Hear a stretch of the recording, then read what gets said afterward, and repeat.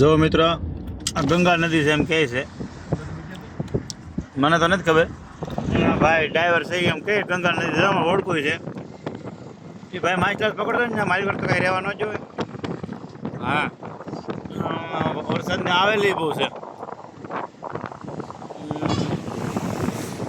Location તો એવું મહાકાલેશ્વર ઓમકાલેશ્વર મંદિર તરફ જઈને અહીંયા આવે આડી તમે આવો તો જોઈ લેજો, અમે જોઈશે.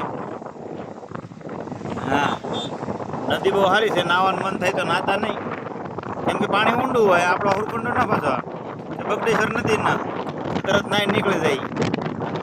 હાલકર પડી એ છે લગભગ કાંઈ ન વધે. બીજી ઓળી જાય છે મોહનભાઈ લઈને.